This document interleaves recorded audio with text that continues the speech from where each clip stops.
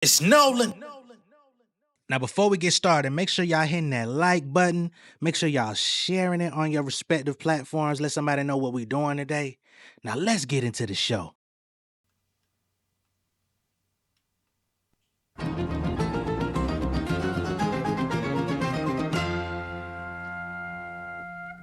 In the image of God, able to smite them, embracing my light. I can't leave this game without putting up a fight.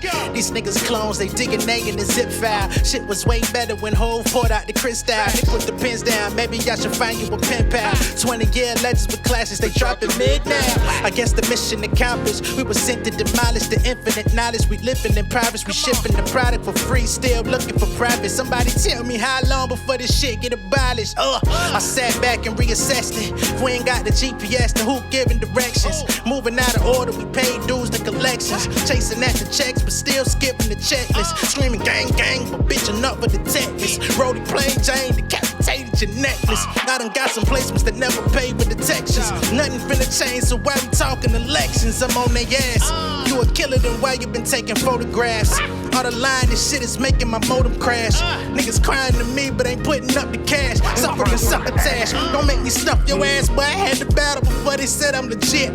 Gigs out of state, I couldn't afford the trip. $100 tape, I started studying nip. Nigga, this a marathon, you better gas up the whip, fucker.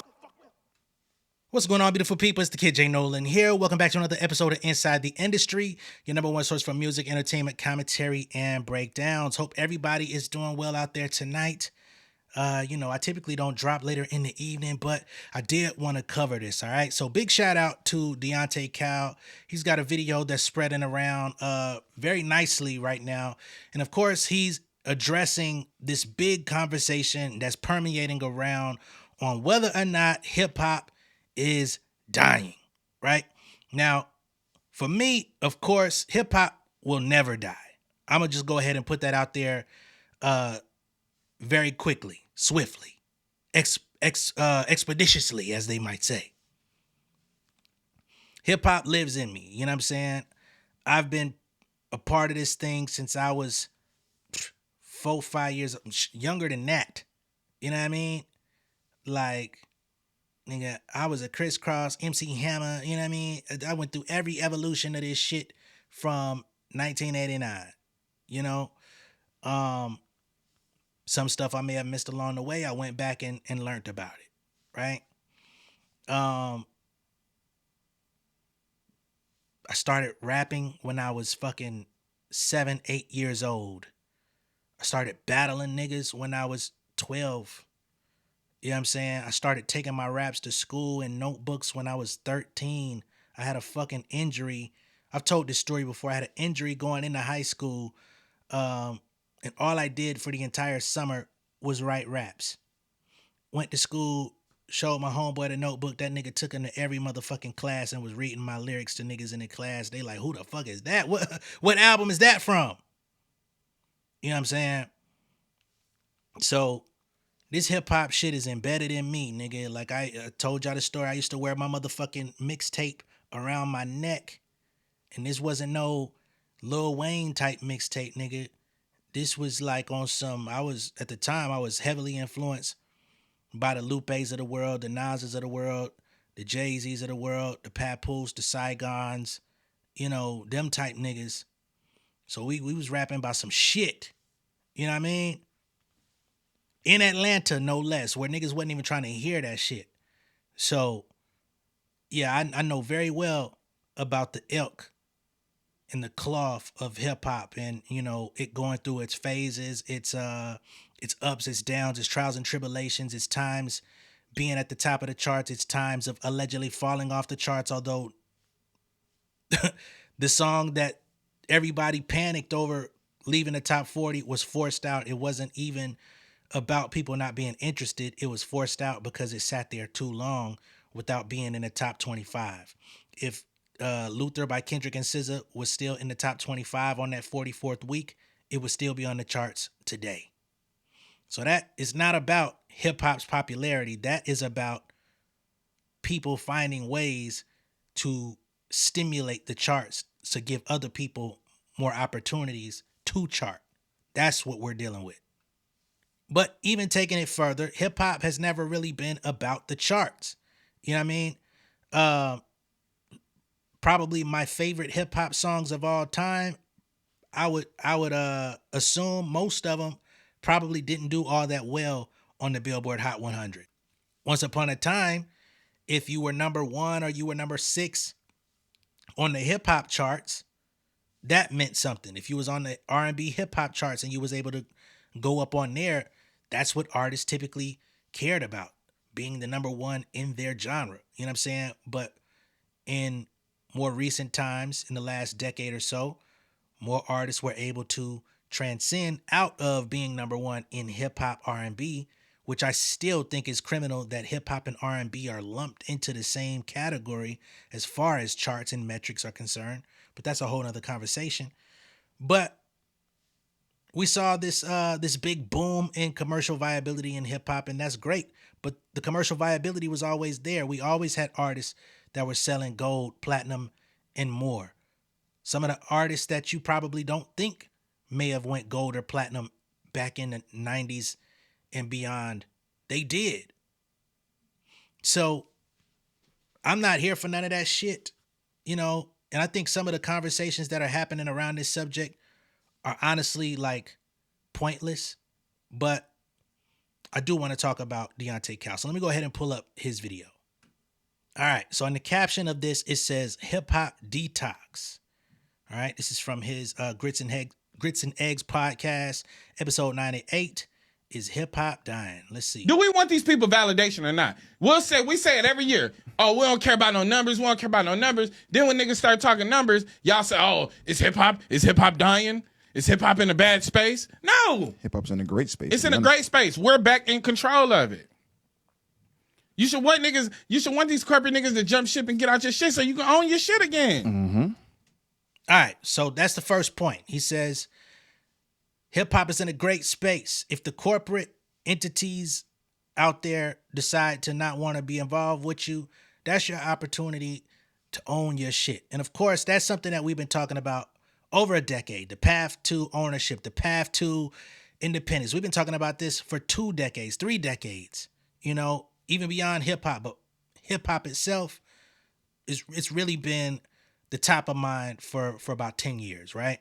Ever since Chance the Rapper was able to kind of revolutionize what it looked like to be independent. Before that, you had the Tech Nines of the world. You had the TDEs before they signed or before they, you know, started partnering with Interscope and different labels to get their artists upstreamed to, you know, larger labels. You had your Cash Moneys. You had your No Limits.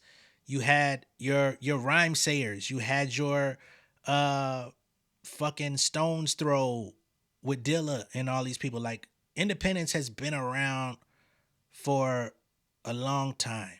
You know what I mean? Fucking Everlasting Bass was an independent record, which most of us didn't even know, which is why they were fighting so hard about that Like That sample, even though people, you know, kind of took that in another direction. At the core, that's a record that he owned. So this isn't new, but with the commercial viability in hip hop, that also creates opportunities to enhance financially, take care of your family. You know what I'm saying? Perhaps make more money or get more visibility than you would have gotten if you were to stay independent. Now, I do think that there should be a balance, okay? Because everybody that owns their music isn't going to know what to do with the music. Some people, they may need the help of the labels or the help of other folks, you know what I'm saying? Because, again, we've had this conversation about Lupe when he asked Leor Cohen for his masters back. And Leor was like, well, what are you going to do with it? You just want to carry them around in a suitcase? And although I disagreed with Leor saying that shit was whack as fuck, to be honest. You know, Lupe said, well, you got to have an infrastructure if you're going to own your music. You got to have the licensing people that can help you still get your music in TV and film or advertisements and stuff like that so that you can actually make money. You know what I'm saying? You got to be able to tour that music. You got to be able to, hell, if you want to leave a label and still have your music out, you got to have the right distribution partner. You know what I'm saying? you own your music. All right, now it's on you. If you're sampling music, you gotta go through the proper channels to clear your samples, right? You don't have the labels assistants to do that. How are you gonna do that? Do you know how to go through the proper agencies, right? So with ownership comes responsibility, and for the majority, the lion's share of the artists in today's landscape, they don't want to do the work. That's why they've been signing with the labels. Hell, I used to fucking do educational videos with artists teaching them how to run their business independently and not need the help of labels. I would sit on consultations. I was giving them access to fucking 2 books I wrote. You know what I'm saying? I used to do fucking seminars and speaking engagements and all this shit. And the same niggas that I would give the information, I would look and they weren't applying none of it. A year later, 2 years later, 5 years later, I'm doing YouTube with y'all and I still see the same niggas doing the same shit because they not prepared to actually do the work that it takes to actually build an independent business. Because if you're doing it on your own, it ain't about the music. It's about running your business, building a business around your music and making it appealing to where people say, I fuck with that music, right? Because making a dope rap is easy. How many dope rappers do we come across on a daily and don't give a fuck about it? Music be banging, jamming. You know? But again, the mindset is going to have to change. Because if we get to the place where people start getting their shit back, you still got to get out here and grind. You got to grind 50 times harder than you would if you was on a label. Because the label setting you up with engagements, the label sending you here and there. Y'all ready for that? You created it. It's hip hop in a bad space. Like Mos Def said, if hip hop is doing good, we doing good. If the people doing good, then hip hop is doing good. Right. If the people are confused, then hip hop is confused. Facts. We need to clear up the confusion about whether we want these white folks validation or not. Because if we want their validation and we seek to be a part of their conversation, then hip hop is in a bad space. But if we want it to be culturally connected, if we want to gatekeep, and we want this shit to be dictated about our culture, and what our culture seeks to like express itself, then hip hop is in a great space. For sure. And also, read the fucking room, rap niggas. Let's Read go. the room, nigga. Niggas ain't doing so well outside. So I don't care about your ice. I don't care about your motherfucking chain. I don't care about your passport. I don't care about your new whip. Talk about what's going on outside. Now, who's prepared for that? Right? Because I think hip hop collectively for a while got to a place where they didn't want to hear about what's going on outside. You know how many people came out and said, I don't listen to music to think. I don't listen to music to be taught something. I'm smart enough on my own. Statistics say most motherfuckers in America ain't that smart to begin with, but since you feel so highly about yourself, I'm gonna let you continue to feel that way. But that has been the overarching sentiment in hip hop for a very long time. When an artist comes and tries to say what's going on in the real world, what's going on outside, niggas say, "Oh, you trying to be one of them conscious niggas?" Oh, you one of them old school rapping ass niggas. You gotta update your sound. You gotta update your subject matter. But nigga, I ain't got no chains. I ain't got none of that. Nigga, you gotta rap, fake it till you make it. That is the mantra. That's been the story for the past 2 decades in rap. Fake it till you make it. And the fake has become so much more advanced. Niggas used to rap about Acuras and Q45 Infinites. Shit that was attainable, but it still looked good. But now you gotta fake about having a goddamn G6.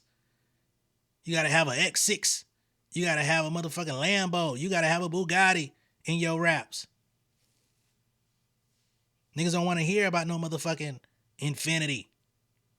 You know what I'm talking about? So, again, it ain't just about the rap or the rappers or what we talking about.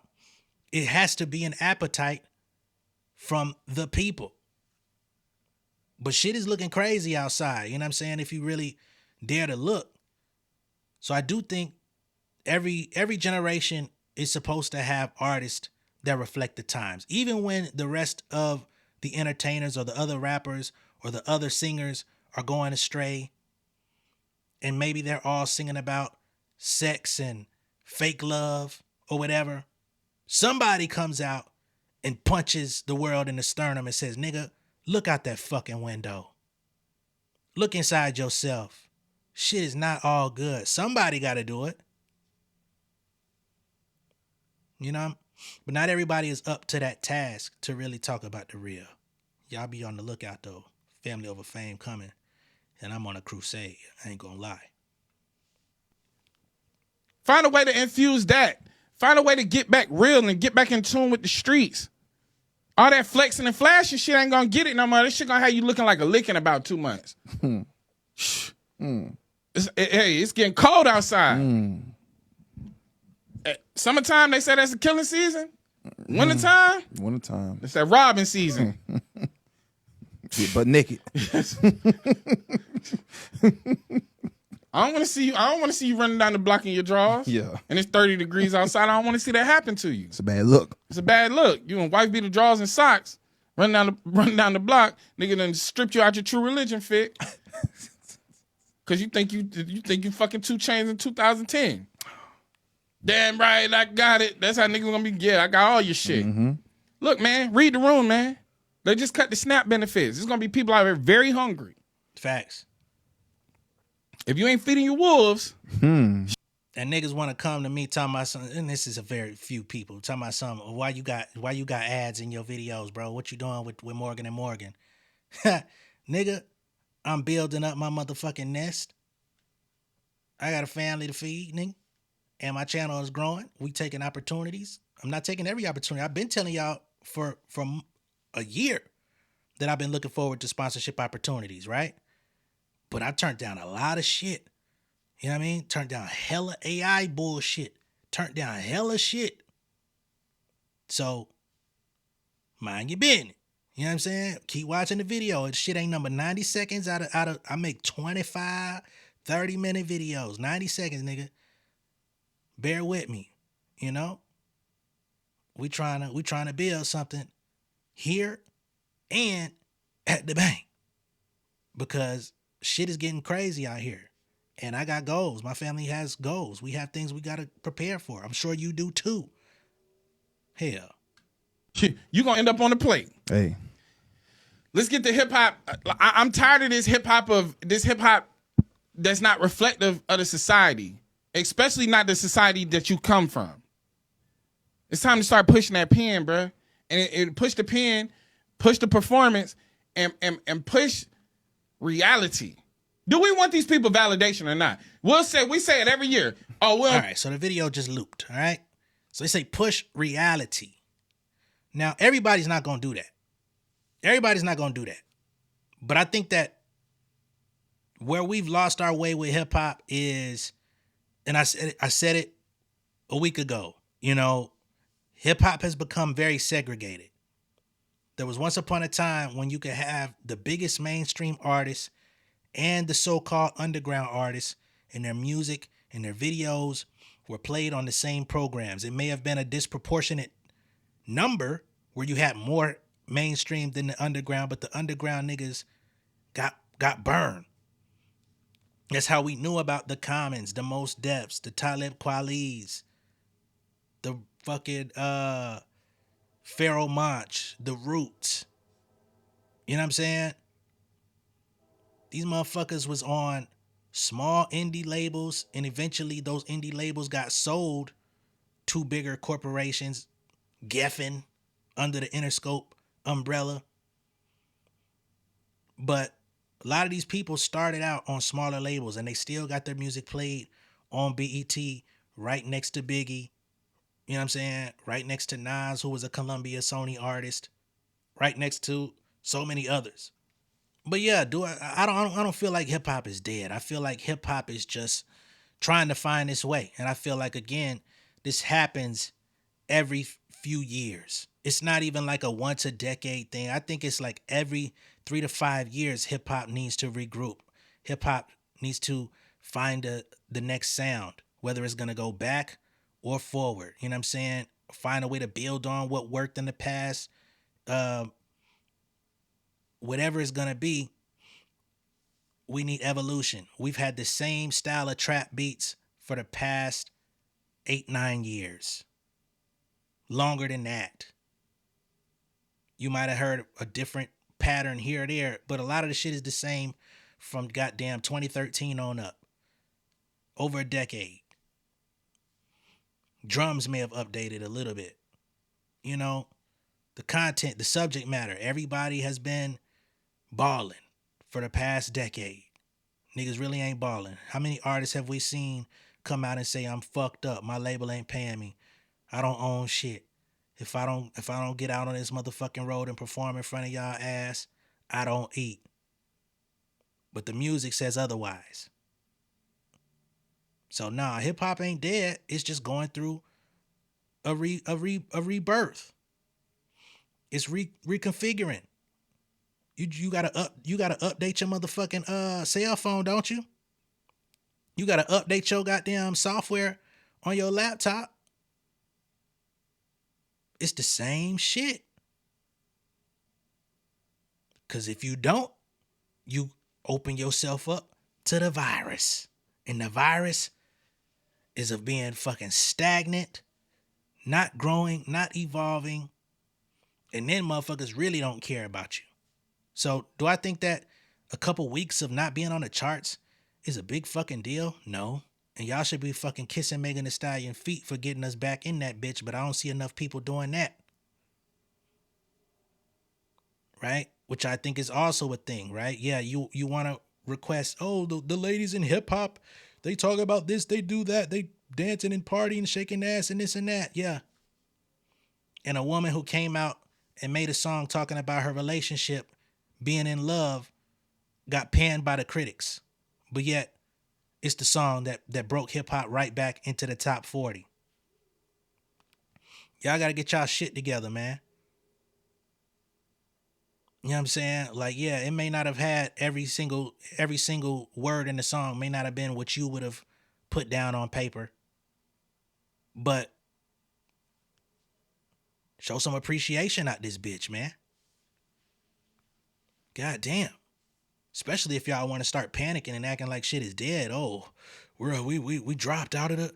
All right, well then salute the motherfucker who brought us back. You know? But salute to the artists this year that have dropped good projects, you know what I'm saying? GNX was in the last year, but it's carried a lot of people into this year. You know? Salute to the Jids of the world. Freddie Gibbs had a so-so album. I think it was overhyped, but it wasn't bad. Chance did a good album. The Clips. Being nominated for overall album of the year at the Grammys. Some people say we don't care about Grammys. Stop fucking lying. Because if you didn't care about the Grammys, you wouldn't be engaging in Grammy conversations. It may not be perfect. It may not be, they get it wrong a lot. But they take it away. I'm sure people will be panicking at that as well. So, again, salute the motherfuckers that's really doing this shit, man. I want to take time out to give a salute to Mick Jenkins. I want to give a shout out to Jigs 285. A lot of y'all don't know who Jigs is. He's an artist from Atlanta. That nigga can fucking go. He can rap with whoever you want. Look him up. He got a project out called Leota's Way. Excuse me. Shout out to what's my boy Nick Grant. Unfortunately, he gets no publicity. That nigga can rap. Out of the South. Shout out to fucking Jason Martin. He been dropping for the last month. But where's the support? Where's the love for these artists? You know what I'm saying? And we all got to answer that question. Where's the love for these artists?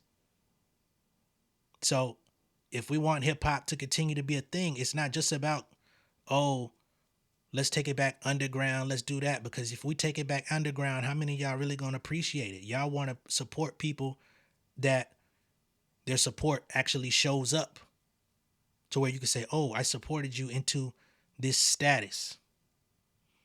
That's why the Billboard is a conversation. That's why the Grammys be a conversation. That's why the BET Awards be a conversation, because people want to see their support materialize into results.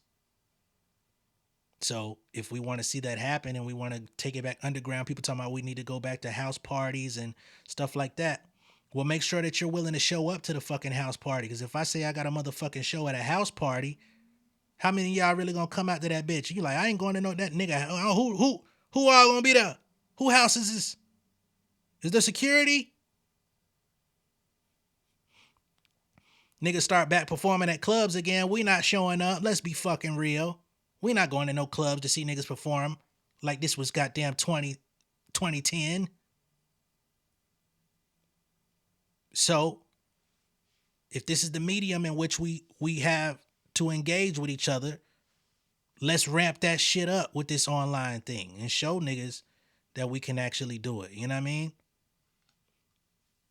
But I'm going to get off my soapbox, you know? But I'm a nigga that been through this shit. Let's not try to act like we want to take it back underground. I was in the underground. That shit was not the wave. Nigga, going from Atlanta to goddamn Memphis to Nashville to motherfucking North Carolina, South Carolina, Florida, DC, Virginia, New York. That shit was not glamorous.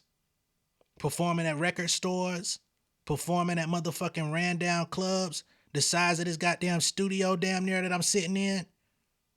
Y'all niggas was not there. And when I say y'all, I'm not talking about y'all, I'm just saying, like, that wasn't popular. That wasn't something that people loved. It was a means to an end. But again, let's be clear about what it is that we want. And when we say what we want, let's be real about it. All right? Cherish this shit. Treat it like it's worth something. And that's for the artists, the writers, the producers, and the fans. That's the part we got to get back to. And the artists, we got to make better music. Point blank. I'll catch y'all on the next one. Peace.